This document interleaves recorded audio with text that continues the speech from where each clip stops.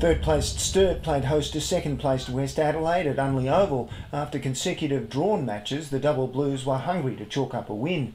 The Bloods were forced to again make a number of changes, with 6 players being promoted to the reserves. This provided an opportunity for 6 under-16 players to get a taste of competition at the next level.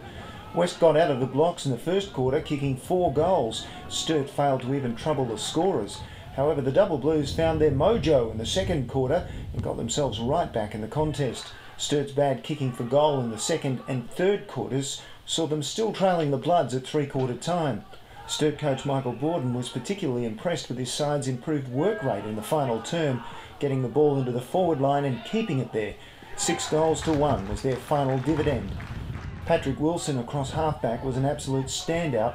41 possessions and 14 marks plus a goal says it all. The move of Dwayne Wilson into the centre in the second quarter provided the much needed spark to Sturt's recovery. Wilson and Brad Hartman interchanged with each other, playing as a key forward, rotating into the centre, and both players delivered the goods. Wilson collected 37 possessions, had 6 clearances and bagged 3 goals, while Hartman took some strong marks and proved to be a real target when up forward. He finished with 3 goals, 6. If he can just get his kicking for goal to straighten up, those AFL talent scouts will be starting to knock on his door. Again, Coach Borden singled out Josh Builder and Sam Magor for continuing to play real team footy and always doing the one-percenters that benefit the side. For Westies, Sacred Heart midfielder Jack Evans had another good day at the office with 38 possessions, 4 tackles and 10 clearances. Reece Smelt is the Bloods' only overage player at the moment. He collected 26 disposals and had 10 clearances. Caden Brand from the Riverland put up a real contest at centre-half forward, collecting 15 hit-outs and kicking 3 goals, while midfielder Zach Bates from the Barmera Monash Football Club continues to impress, racking up 22 disposals.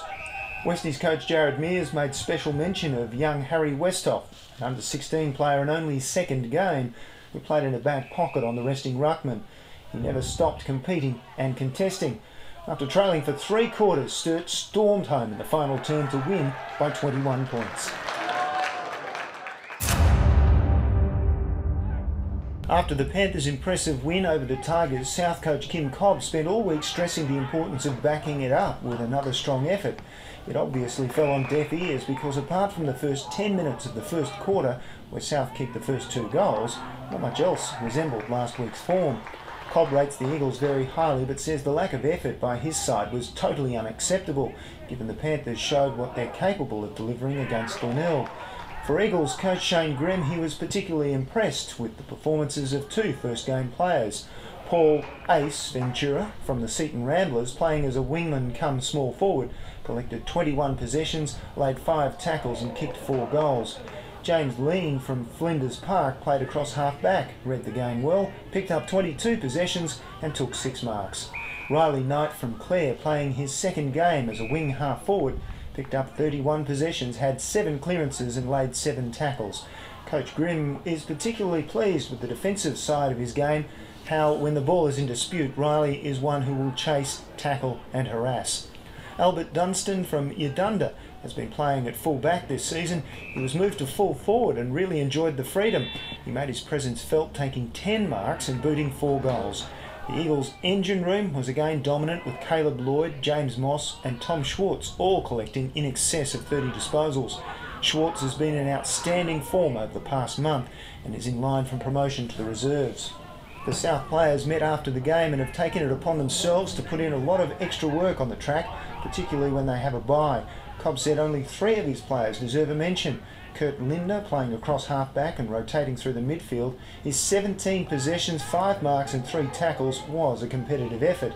Brock Godwin-Knott played at centre half-back in the first half, then moved forward in the second half and provided a contest. Ben Steer started on ball, moved to half-back and he showed some spirit. In the end though, it was the Eagles by a massive 124 points.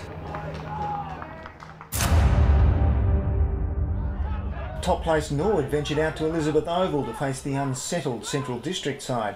With 12 eligible players currently playing reserves, the Bulldogs were forced to make a further 6 changes from last week's side And in a nutshell, they were simply outclassed from the word go by a superior Redlegs side. Norwood's big men Mitchell Wood and Tom Clayton gave the on-ballers first use, and they had a field day.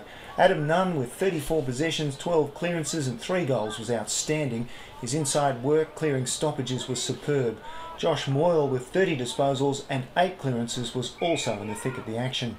Mitchell Wicks continually created run out of defence as well as spending time on a wing, and he racked up 34 possessions along the way. Eddie O'Connor played on a wing this week and gathered 26 possessions as well as taking some great marks. Coach David Odie was really impressed with the efforts of Mitchell Keown, a small-sized forward from St Ignatius College. He provided a real target up forward, taking 8 marks and kicking 5 goals. Odie also made mention of Josh Pitson, an under-17 player from Tea Tree Gully who played as a small forward as well as spending time down back. 20 possessions and a goal was a good day's work for him. For the Bulldogs, Jackson Baldwin on a wing was impressive. He collected 26 possessions, 10 marks and 4 clearances. After the match, Jackson received a late call-up to play in the reserves, and he backed up again the very next day. Tyson Earlham is a big-hearted lad from Williston, playing in the back pocket and at half-back. He saw plenty of the ball and battled hard all day. Also, Marcus Knightley, a first-year under-18 player from the Modbury Football Club, managed to collect 21 possessions playing as a medium-sized forward as well as across half-back. He did everything that was asked of him. The Redlegs were too strong in every department though, and were easy winners by a margin of 117 points.